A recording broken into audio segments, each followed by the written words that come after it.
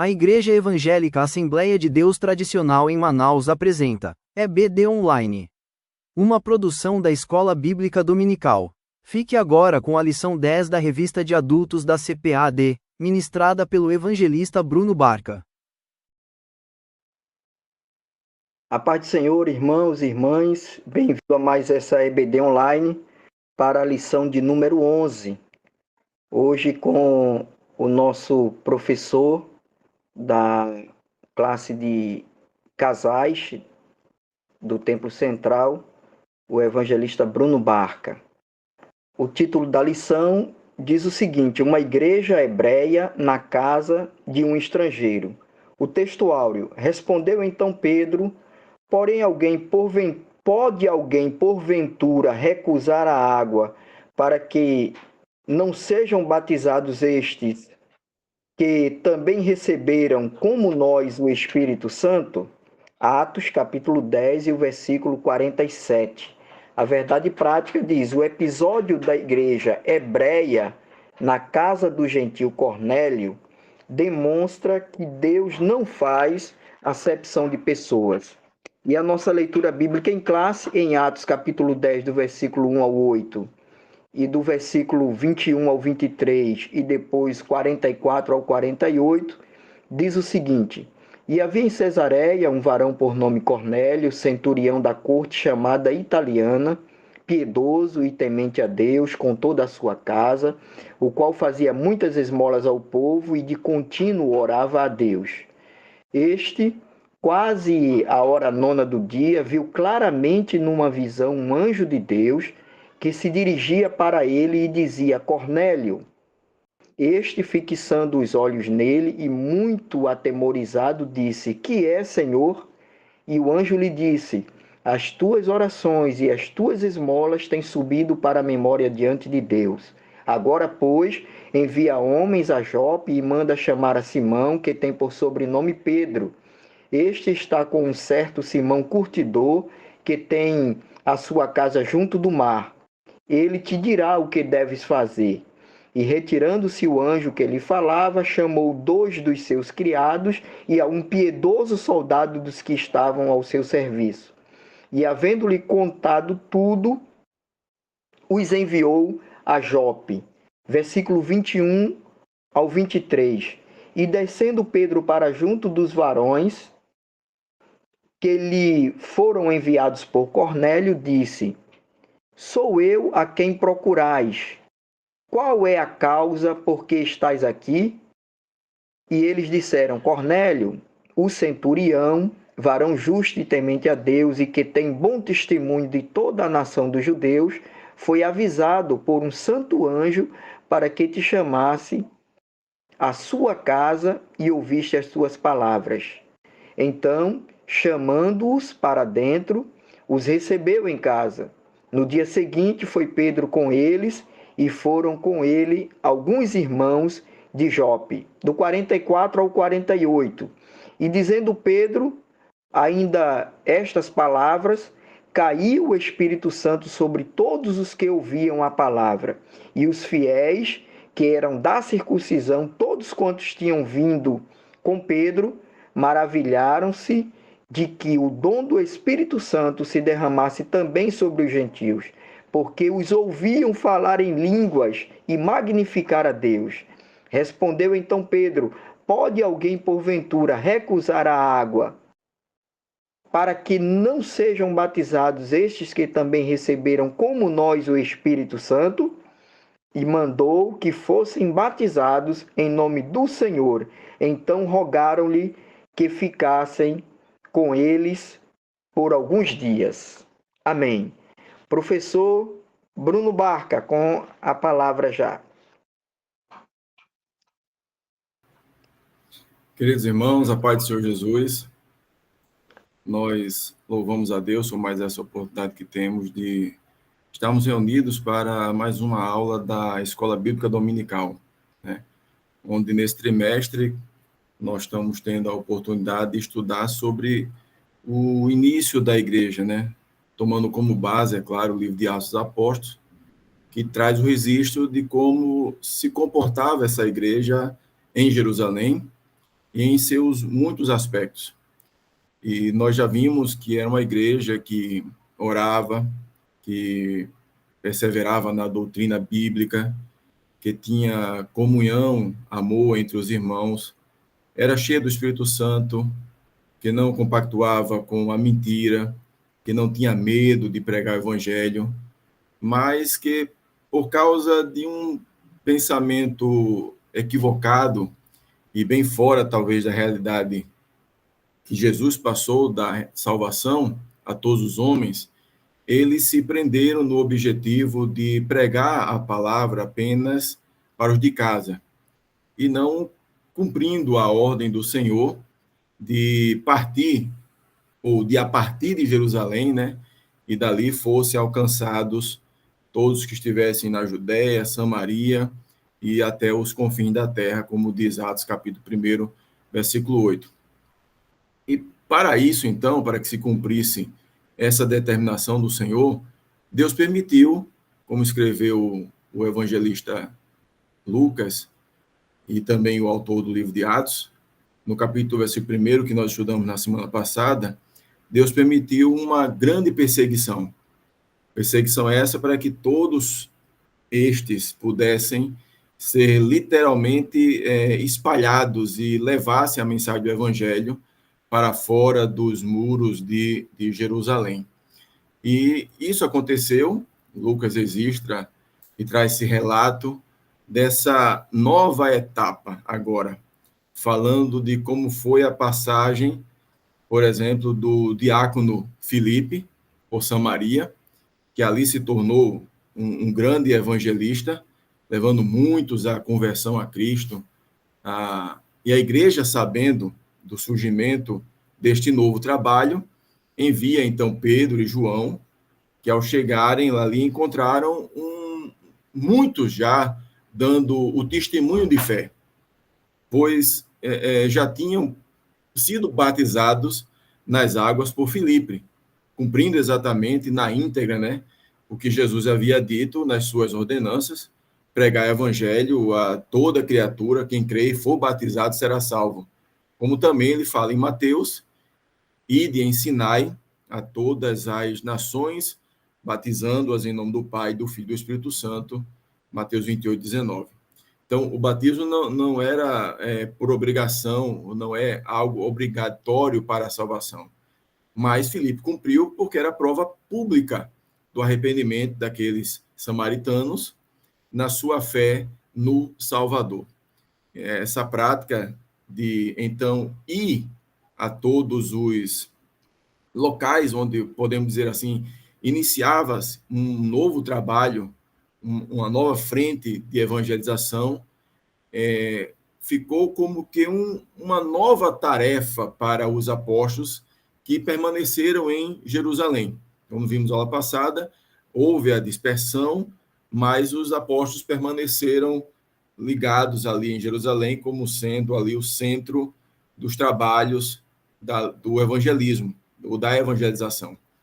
E por causa desta criação, então, de outras frentes, eles que criaram como se fosse um tipo de supervisão de campos, né?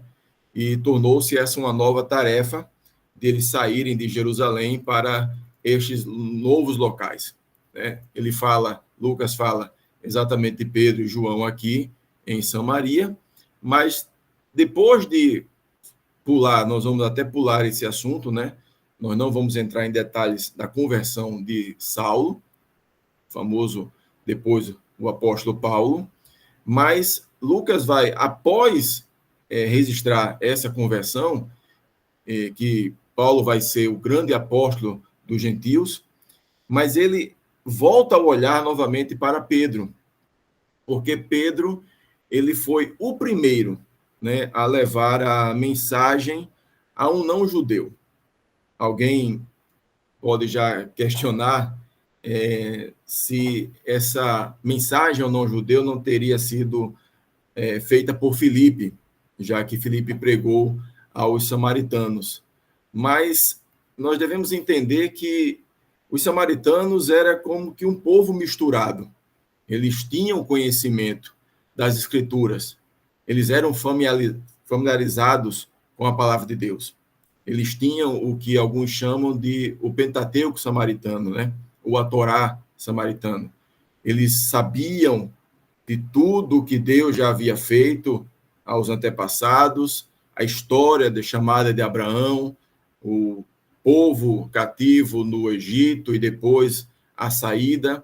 E sabiam, é claro, que Moisés havia prometido que viria um profeta que seria comparado ou maior do que ele. Tanto que nós vemos que quando Jesus está evangelizando ali, falando com a mulher samaritana, a própria mulher samaritana, ela dá testemunho, dizendo que ela sabia que viria o Messias. E ela registra em João, capítulo de número 4, versículo 25, que quando esse Messias viesse, ele anunciaria todas as coisas. Então, havia no coração dos samaritanos já a esperança da vinda do Messias. Então, os samaritanos, quase que no mesmo pensamento, sabiam ou tinham conhecimento como os judeus. Se você pensou no eunuco, né, o etíope, que também foi evangelizado por Filipe, você vai ver que o eunuco, na verdade, era um judeu prosélito.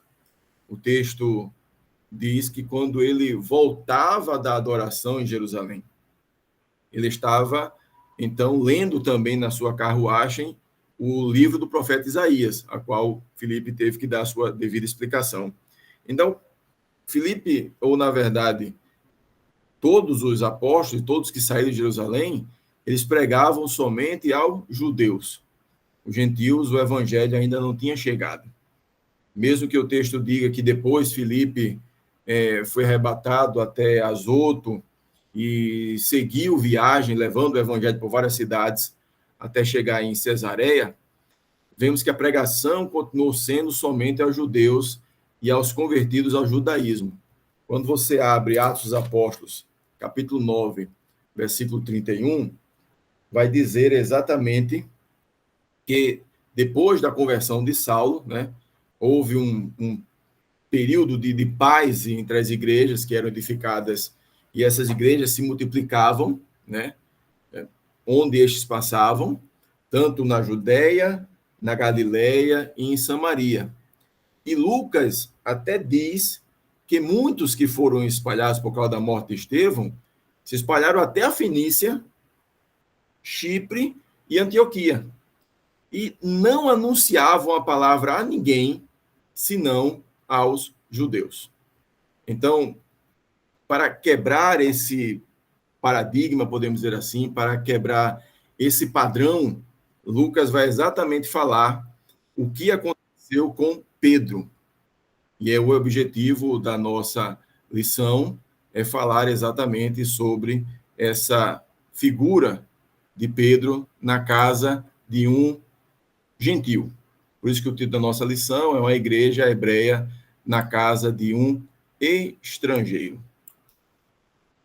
A introdução nós colocamos que a igreja judaica, e essa introdução está na nossa lição, a igreja judaica de Jerusalém deu um passo gigantesco quando foi chamada por Deus para compartilhar a sua fé com pessoas de outras nações.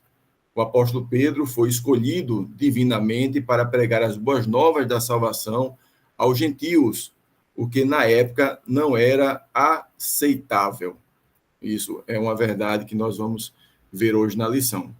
Então, Pedro, ele saiu nesta viagem de fazer essa supervisão, digamos assim, destes campos que estavam sendo abertos. E Lucas vai dizer que ele viajou por várias regiões, não cita quais delas, né? Não cita qual era o seu destino, podemos dizer assim, né? Não está passando, só um minuto. Aqui. Pedro saiu viajando por várias regiões, como cita de forma geral por Lucas. Qual era o seu destino, nós não sabemos. O fato é que ele chega em Lida, no caminho entre Jerusalém e Jope, como está aí no mapa para os irmãos entenderem a localização.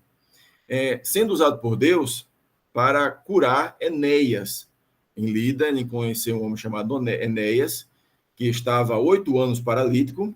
Esse episódio que chamou, na verdade, a atenção de muitos para a conversão de vidas. Pedro chegou ali e disse: Enéas, Cristo te cura, o Senhor te cura. E ali Enéas se levantou, e aquele fato fez com que muitos fossem chamados ou atraídos para a pregação do evangelho. E quando Pedro ainda estava em Lida, foi chamado por alguns discípulos, né, para que estes fossem até a cidade de Jope, porque ali Pedro também deveria ter uma outra missão. Ali em Jope havia uma mulher que era dedicada à obra social entre os pobres, cristãos e não cristãos, né? E sua doença em morte entristeceu muito a comunidade cristã ali. Tendo o objetivo, então, daqueles discípulos que foram buscar Pedro, para que esse pudesse operar, quem sabe, um milagre da ressurreição. Pedro já era conhecido por ter operado muitos milagres.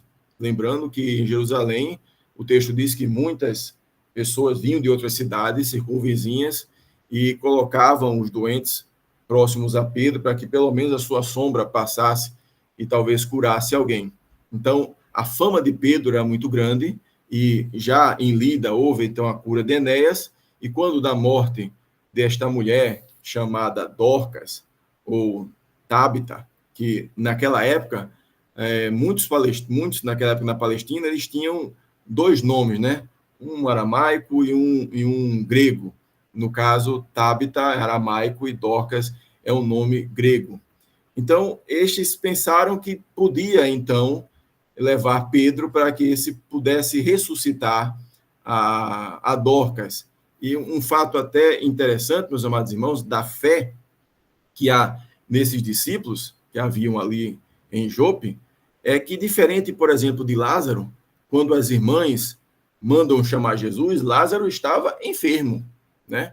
Havia no coração daquelas irmãs uma esperança de que Jesus pudesse curar o seu irmão antes que acontecesse o pior, que seria a morte. O que Jesus demorou, na verdade, a ir até ali para que pudesse fazer exatamente o milagre da ressurreição, para que o nome do Senhor fosse glorificado e trouxesse a mensagem de todo aquele que crê no Senhor não morrerá eternamente. E esta mensagem foi dita por Jesus ali na ressurreição de Lázaro. Aqui, os discípulos foram chamar a Pedro com Dorcas já morta.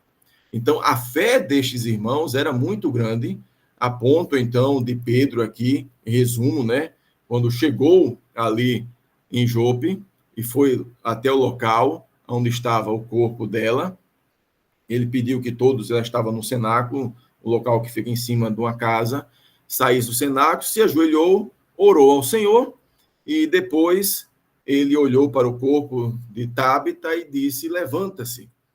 Muito parecido com aquilo que Jesus também fez com a filha de Jairo. Orou e pediu que a menina se levantasse. O texto vai dizer que ela abriu os olhos, viu a Pedro, sentou-se, e também depois desse fato, novamente, Lucas vai registrar que a multidão, ela veio a crer no Senhor. Então, o capítulo 9, ele termina dizendo que Pedro ficou alguns dias em Jope, na casa de um homem que também tinha o nome parecido com igual ao dele, Simão, né?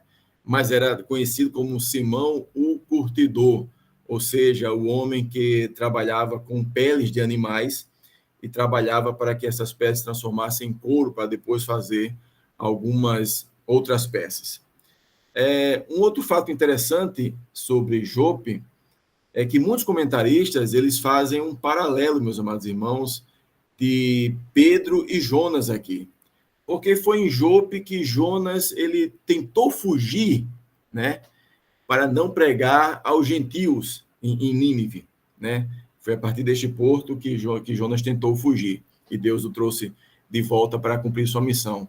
E é em Jope, né, que Deus vai levantar Pedro para ser este que vai levar as boas novas de salvação aos gentios.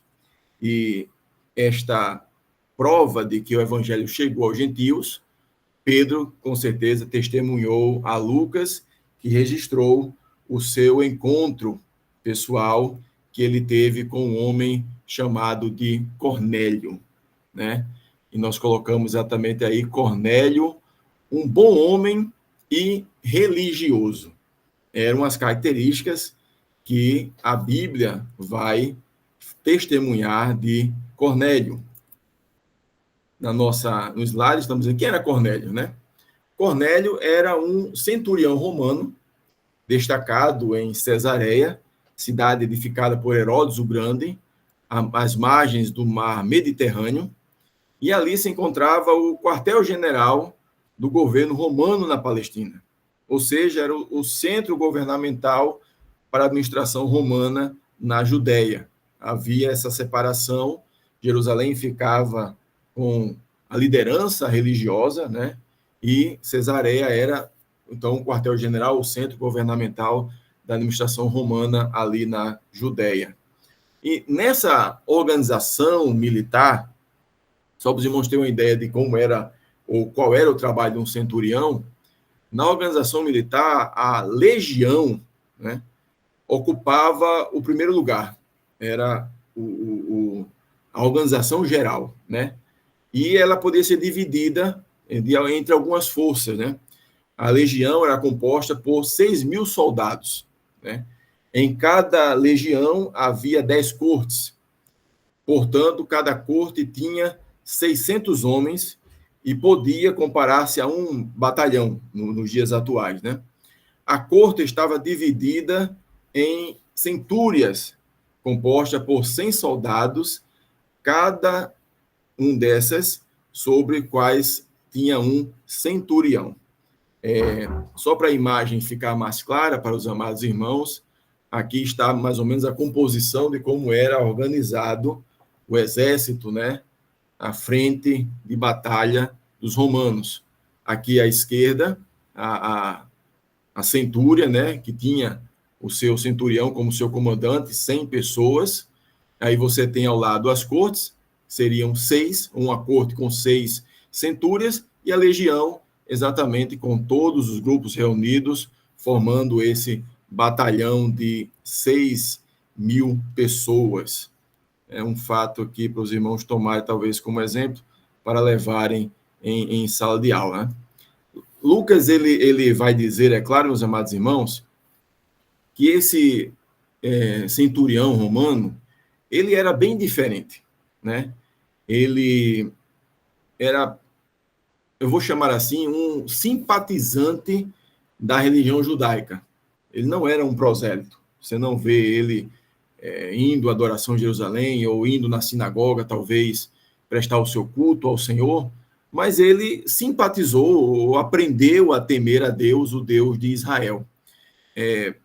Para tanto, ele tentava, de alguma maneira, ser um bom homem, talvez com o ensino, com o aprendizado, talvez com a leitura, nós não temos esses detalhes, mas ele demonstrava e querer ser uma pessoa diferente, talvez daquilo que ele aprendeu na cultura romana, com seus pais, seus familiares. Ele era uma pessoa diferente realmente. E ele fez isso demonstrando algumas coisas de fato, né? Ele fazia, como diz o texto, dava muitas esmolas. E é algo que devemos entender, meus amados irmãos, porque naquela época não existia o que podemos chamar hoje de seguro social, não existiam associações de ajuda humanitária, não tinha quem se preocupasse em, talvez, levar um alimento, um cobertor, ou seja, algo do tipo, para aquele que era um necessitado naquela época. Não tinha essas frentes, né? Quem não tinha como se sustentar, normalmente, pedia esmola. Quem não tinha como ter uma renda, ela passava necessidade, a única forma de ter alguma coisa se alguém a ajudasse realmente. Se você olhar os registros que nós temos na Bíblia Sagrada, exatamente no Novo Testamento, por exemplo, nós temos casos de cegos, de paralíticos, de pessoas que estavam ali à margem da sociedade pedindo alguma coisa, porque exatamente se não fosse essa forma, eles não tinham como nem comer ou se alimentar, ter qualquer tipo de ajuda.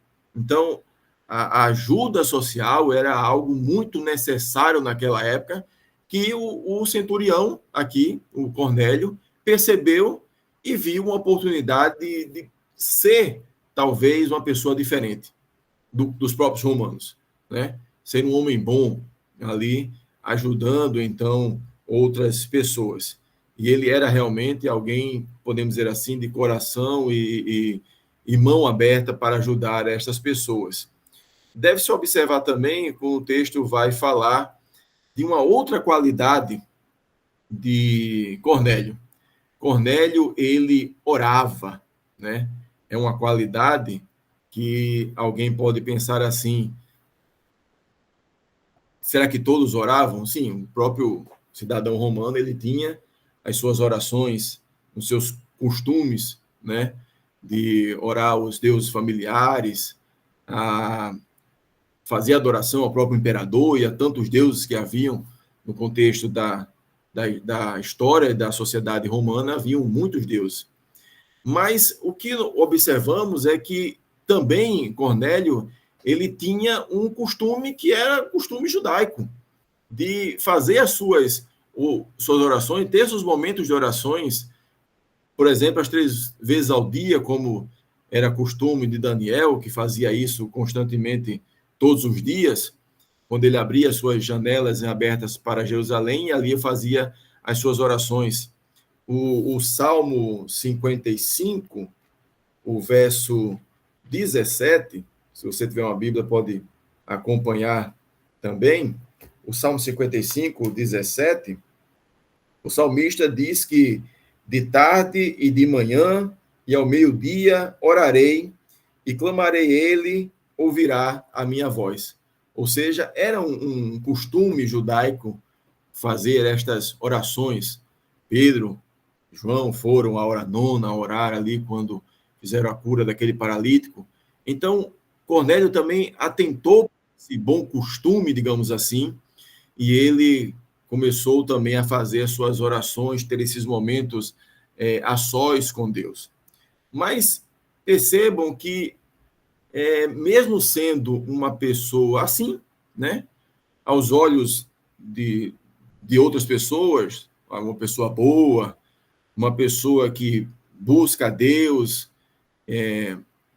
que tinha os seus momentos de oração, ainda faltava em Cornélio algo, né?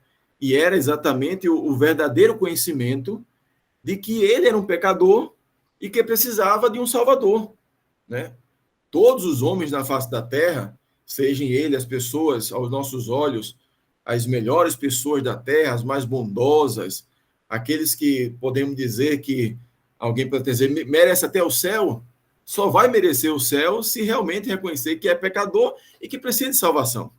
Então, este era Cornélio, este homem. Mas o que Deus faz com Cornélio é um grande milagre. É algo realmente espantoso que Deus pode ainda fazer em nossos dias, falar aos homens através de sonhos, através de visões, de profetas. Mas o que Deus faz com Cornélio é que este homem teve uma oportunidade, ou criou-se Deus uma oportunidade para que esse homem pudesse ouvir o evangelho, né? Como Cornélio, existem muitas pessoas hoje em dia que têm um coração assim fértil, podemos dizer, uma terra fértil para receber o evangelho. O que só precisa é uma semente ser lançada nessa boa terra para que possa crescer e dar o seu fruto. Isso é uma responsabilidade, meus amados irmãos, toda nossa. Cornélio, ele tem, ou Deus dará a ele uma visão do anjo, né? E nós colocamos aí que certa tarde, em oração, este homem teve uma visita angelical. Esse anjo diz a este homem que Deus tanto ouvia suas orações, como tinha visto a sua bondade com relação às suas doações. Mas Deus tem algo a mais para você, né? O anjo diz que não era só isso. Ele precisava de algo a mais. E exatamente declara para ele: agora, pois, envia homens a Jope e manda chamar a Simão, que tem por sobrenome Pedro. E este está hospedado com um certo Simão curtidor, que tem sua casa junto ao mar. Ele dirá o que deves fazer. Então, o anjo aparece até Cornélio, lhe dar esta ordem para que ele envie alguém para que chamasse Pedro. Porque, meus amados irmãos, aqui aprendemos que a evangelização, ela é uma missão da igreja, né? Deus se utilizou aqui do anjo, como fez em muitos propósitos no passado, para trazer uma resposta, para trazer uma informação, para trazer essa ajuda aqui no contexto de Cornélio, mas para que ele pudesse chamar Pedro, porque a tarefa de levar o evangelho não era do anjo. A tarefa de levar a mensagem não era do anjo, era de Pedro. Essa tarefa também é minha e é sua. O método que Deus tem para evangelizar o mundo é a igreja. Não existe outro método. Não existe outra forma de Deus chegar até os corações dos homens se não for por meio do testemunho da igreja. Se a igreja ela falhar no seu propósito, Deus não tem outro método, Deus não tem um plano B para isso. Então, isso é uma grande responsabilidade que recai sobre nós, igreja do Senhor, né? Cornélio, aqui ele obedeceu a ordem do Senhor, obedeceu o que o anjo havia lhe revelado e mandou buscar a Pedro, que exatamente neste momento também estava sendo tratado e, podemos dizer assim, preparado também para a missão que ele não sabia, mas Deus já havia ali adiantado a Cornélio. Nós colocamos que Deus também precisou ser preparado para esse acontecimento, uma vez que vivera como um judeu ortodoxo, aquele que prezava pelos costumes judaicos a sua vida inteira, né? Por exemplo, a lei de Moisés, ela era um muro entre os judeus e os gentios. Esse muro havia sido derrubado na cruz. Os discípulos e apóstolos deviam entender isso. Qualquer muro de separação entre qualquer raça, tribo, língua ou nação foi derrubado na cruz. Só que se referia às alianças e promessas aos judeus, os gentios eram considerados estrangeiros e forasteiros. Se você pegar a história, é claro, de Israel, sempre nesse contexto, todo gentio era considerado um estrangeiro e forasteiro, né? Então, o judeu ele pensava assim. Mas tudo isso estava prestes a mudar e Deus declararia que, em se tratando de judeus e de gentios, não há nenhuma distinção. Distinção em qual sentido? Na questão quanto à condenação. Todos os homens estão condenados à perdição. Todos os homens pecados e instituídos estão da glória de Deus. Então, todos não há distinção, nem com relação à condenação, nem quanto ao menos à salvação. Mas Pedro precisava entender isso. Pedro precisava compreender que ele precisava sair deste entendimento de que deveria pregar somente para os judeus e abrir as comportas da salvação para todos os homens, né? Deus faz isso exatamente no momento também de oração, que Pedro está ali orando. Nós acabamos de ler aqui em Salmo 55, costume era orar de tarde, de manhã e ao meio-dia. E Pedro exatamente está orando ao meio-dia, talvez ali aguardando a preparação do almoço, da comida. Eles estavam ali na casa de Simão Curtidor. E é interessante que, na minha visão, é claro, de leitor da Bíblia, toda essa história foi contada por Pedro a Lucas, que faz o registro, né? E Lucas registra algo que Pedro deve ter dito. Lucas, naquele momento de oração, eu estava com fome, né? Ele registra isso. Pedro estava com fome. E Deus, ele aproveita exatamente essa situação, essa circunstância de que Pedro está em oração e está com fome, para trazer uma mensagem, um entendimento para Pedro sobre como ele deveria parar com este entendimento de fazer essa divisão entre pessoas, né? E naquele momento o texto vai dizer, lá no livro de Atos Apóstolos, capítulo 10, que Pedro ele é arrebatado em sentidos, né? Ele tem uma visão, naquele momento está orando, de um lençol que é aberto, e esse lençol estava realmente aberto nas 4 pontas, né? O texto de Atos, capítulo 10, versículo de 12 a 14, vai dizer que quando Pedro estava vendo viu o céu aberto, na verdade, a partir do versículo 11, ele viu o céu aberto e descia um vaso como se fosse um grande lençol atado pelas 4 pontas, vindo para a terra, no qual havia de todos os animais quadrúpedes, répteis da terra e aves do céu. E foi-lhe dirigido uma voz: levanta-te, Pedro, mata e come. Mas Pedro disse: de modo nenhum, Senhor, porque nunca comi coisa alguma comum e imunda. Então, perceba, meus amados irmãos, que Deus ele se utilizou desta visão sobre os alimentos, porque Pedro ali estava com fome, né?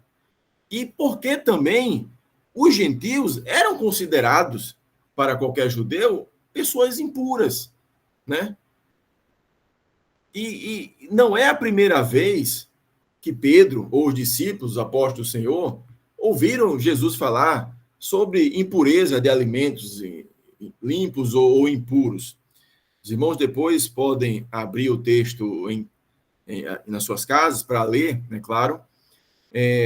Jesus havia já tratado sobre este assunto em Marcos capítulo 7, versículos de 1 a 23, quando os fariseus questionaram o Senhor porque os seus discípulos, eles não tinham o costume de lavar as mãos, né?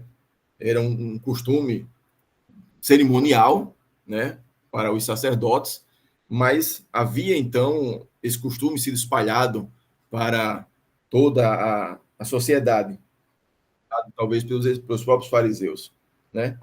E Jesus vai exatamente dar aqui um ensinamento, meus amados irmãos, que Pedro já deveria conhecer, e os discípulos, desde aquela época, né?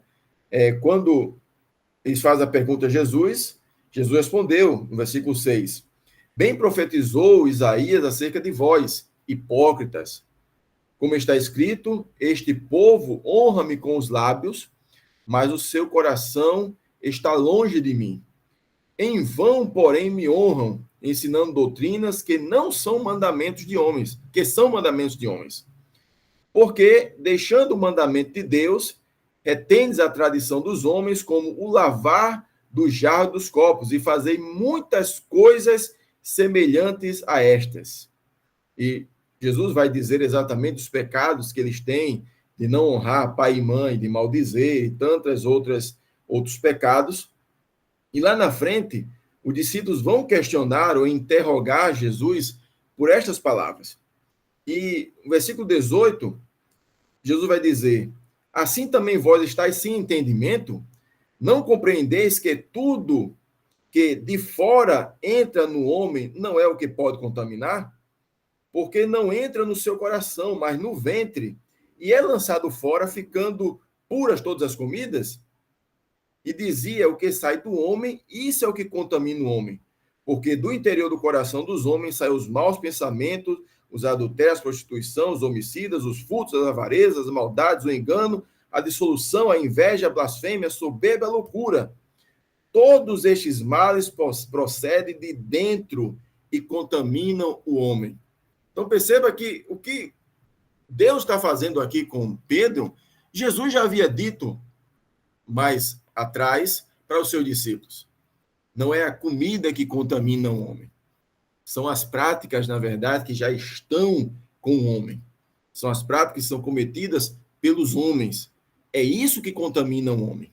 Então, Pedro tem novamente a mesma explicação aqui de Deus mostrando exatamente para ele que aquilo que ele estava vendo naquela imagem, naquela visão, não era impuro. não era impuro.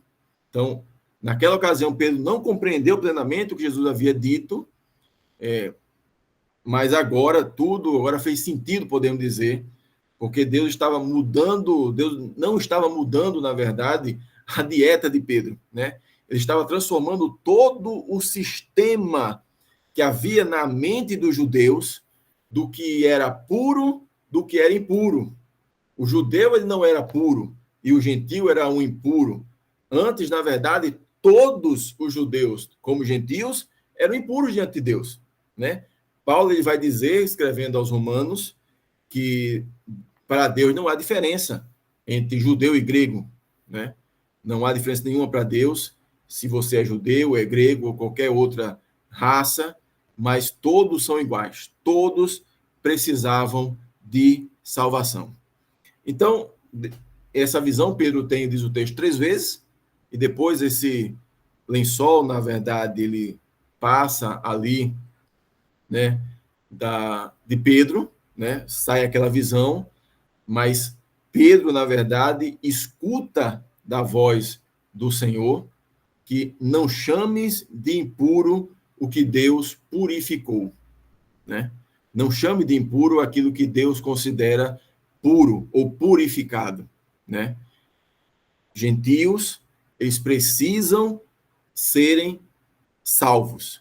Eles não precisam se tornar judeus, Pedro.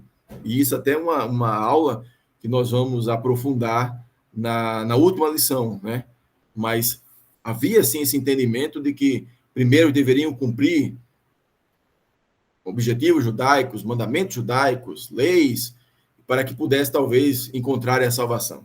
Mas não foi Jesus ensinou, não era isso o objetivo de Deus, e Pedro está começando a entender agora isso com essa visão que ele teve deste lençol. Pedro está ali tentando entender e, podemos dizer assim, assimilar, né, isso que ele acabou de ver, e naquele momento, então, os enviados de Cornélio chegam até a casa de Simão, o curtidor, procurando exatamente a Pedro, né? E quando o encontram, conta exatamente do porquê estavam ali. Porque eles eram servos de Cornélio, que havia tido uma visão, e nesta visão era convocado Pedro para ir até Cesareia.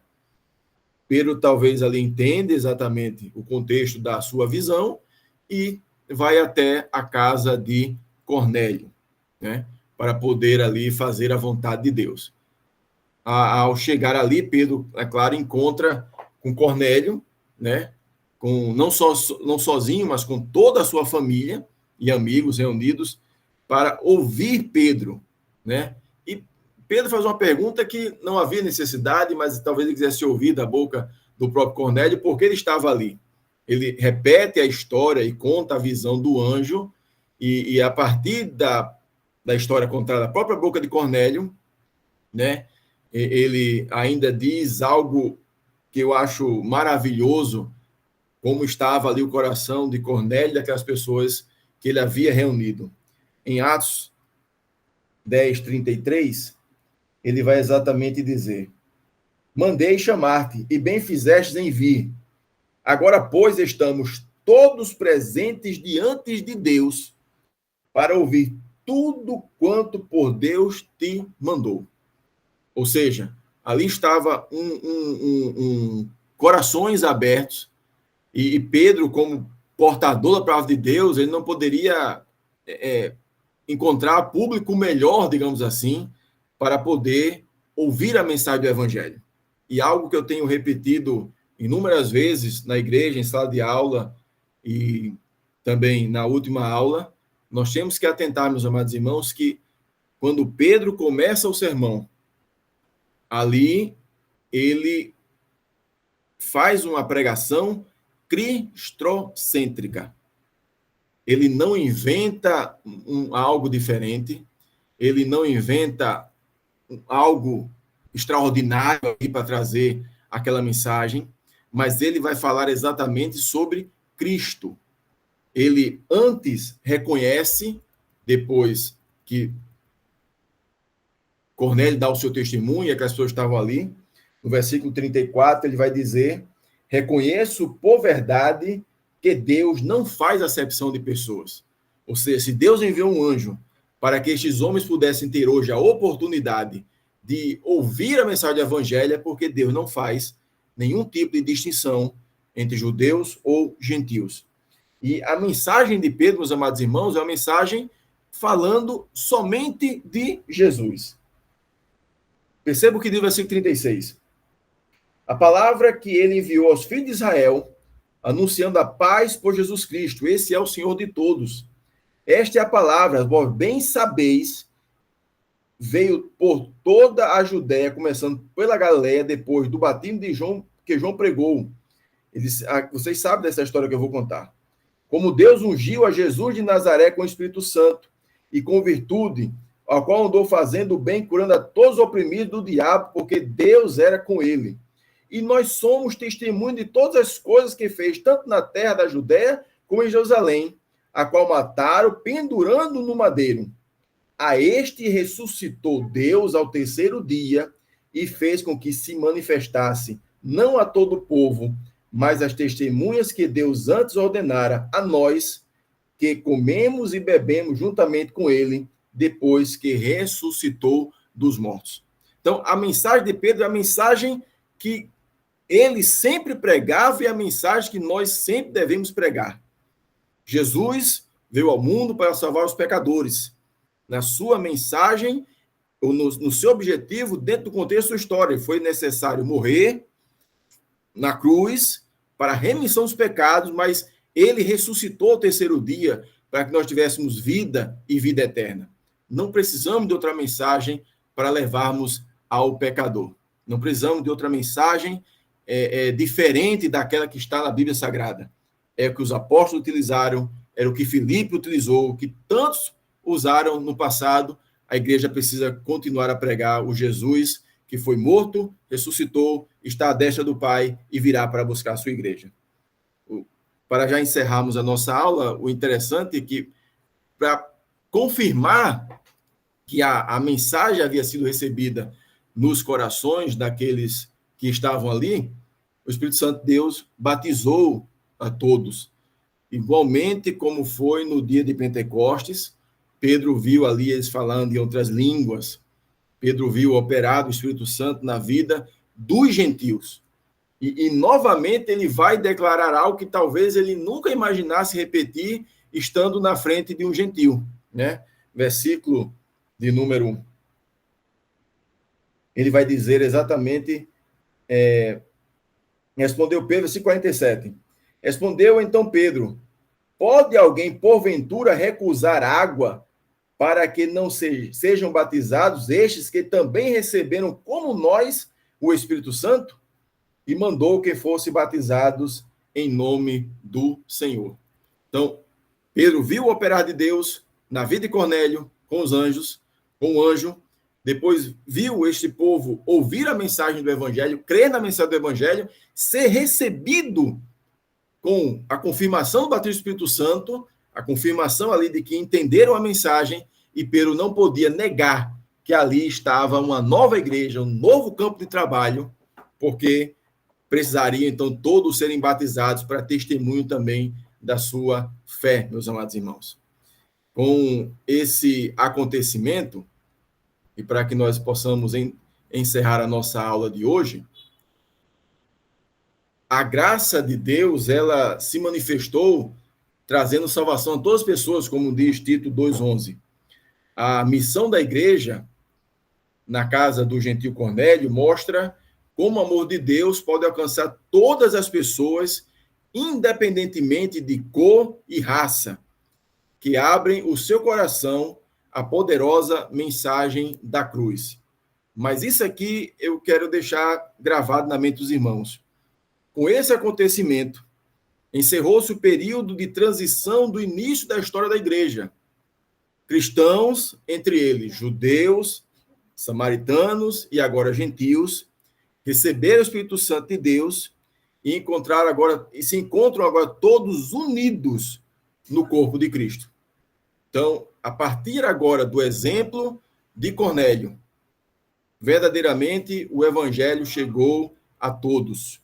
E a partir, é claro, que nós vamos estudar em outro momento, a partir das viagens de Paulo, do crescimento da igreja fora dos muros de Jerusalém, que continuou, o evangelho vai chegar a muitas nações, a muitas pessoas, porque este era o propósito de Deus.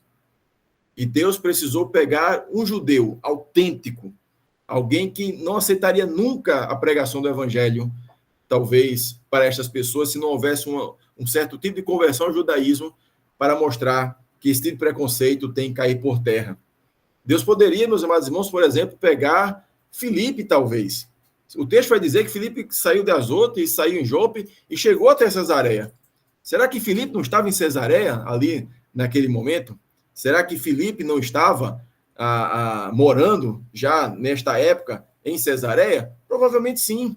Mas por que Deus não se utilizou de Filipe? Porque Deus queria tomar Pedro como exemplo. E assim o fez. E aqui nós temos a aula desta noite, da aula do próximo domingo, para os amados irmãos, ministrar em suas salas de aula. Deus é Deus de todas as nações. Deus é Deus de todos os povos. Deus deseja a salvação de todos os homens. O que nós precisamos fazer a respeito e exemplo da Igreja de Jerusalém é ir a todas essas nações, a ir a todas as pessoas, independentemente de quem seja esta pessoa.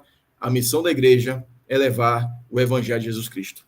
Obrigado, irmão Márcio, a superintendência da Escola Bíblica Dominical do Templo Sede em Manaus, pela essa oportunidade, que Deus possa abençoar a todos em nome de Jesus.